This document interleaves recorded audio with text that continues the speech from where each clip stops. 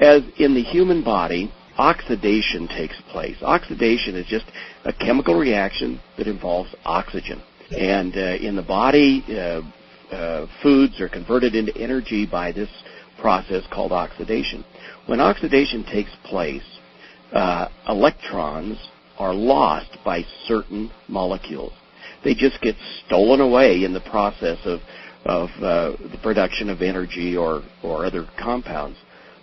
And these free radicals that have lost an electron are very, very unstable. They're unhappy being in that state without an electron, and so they run around looking for an electron to fill that void.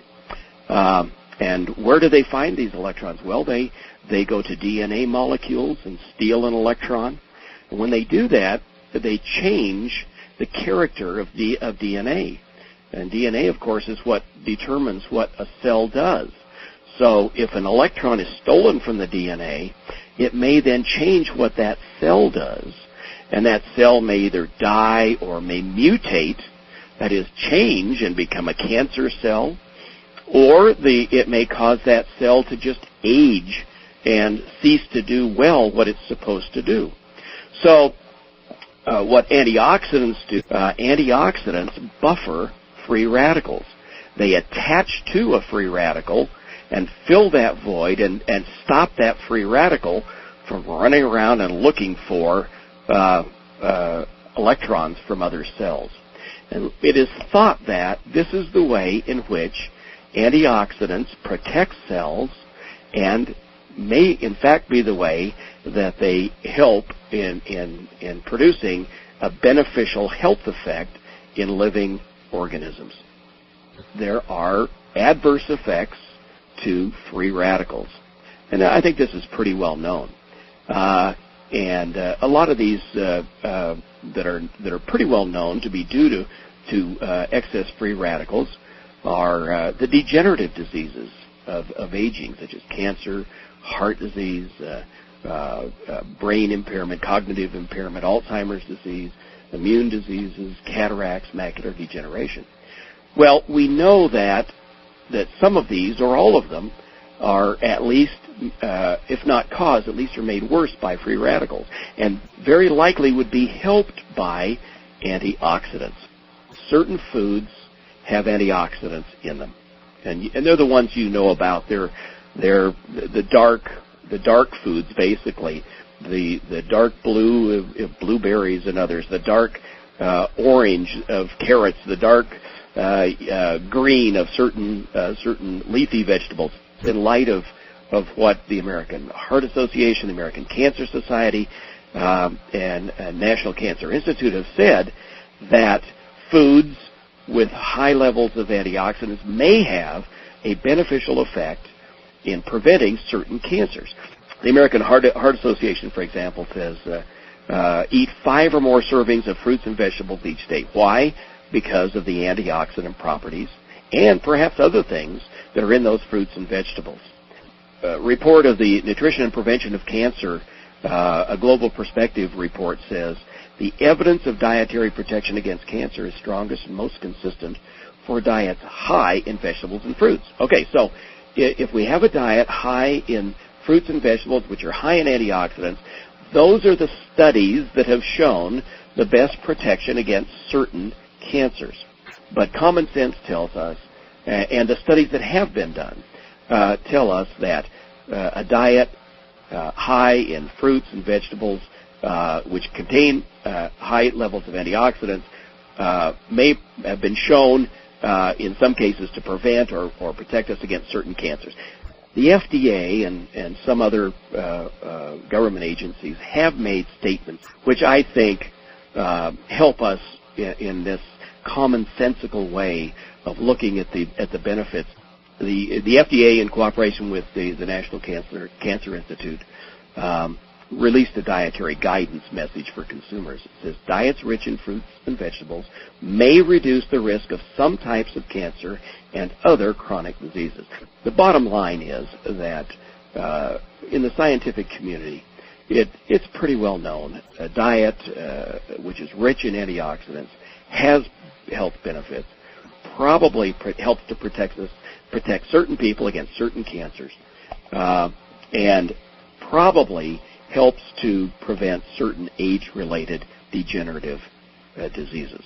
We are in the infancy of our understanding of what these antioxidants can do. Why do we keep harping on antioxidants? Well, when you compare it to other fruits and vegetables as a source of antioxidants, just blows them out of the water.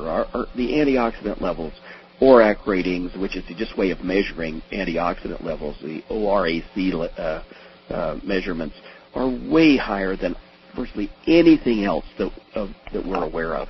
So we know if antioxidants are good, then we've got them, that there are health benefits to a diet rich in fruits and vegetables and tops the list in terms of its potential health benefits.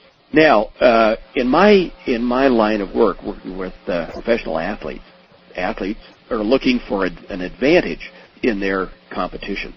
As you go up the ladder from high school to college athlete to professional athlete, you'll find that athletes are very, very health conscious because this is their livelihood, and they're looking for things that will help them in this competitive environment. When we exercise, and when we exercise hard, it creates what we call oxidative stress. It just means that the oxidation that we talked about, this creation of free radicals, goes up by as much as tenfold. So athletes are faced with very much the same situation as someone who is aging faces, because as we age, our ability to naturally create antioxidants, and that's this fine balance that is necessary for good health between free radical creation and antioxidant protection, breaks down as we age. And that's why another reason why we think that antioxidants will help us is to maybe slow down the aging process. But athletes face this every time they exercise, because the oxidation is magnified as much as tenfold. So they got lots and lots of free radicals running around in there, and we think this is part of what causes muscle fatigue, muscle aching, muscle pain after workouts. And of course, what are professional athletes or athletes interested in? Well, they're interested in what will help me to bounce back quicker. Now, in the NBA, I mean, they play. We play about 100 games in an average year, and sometimes it goes more than that. Well, that's an awful lot of games in about a 6-month span.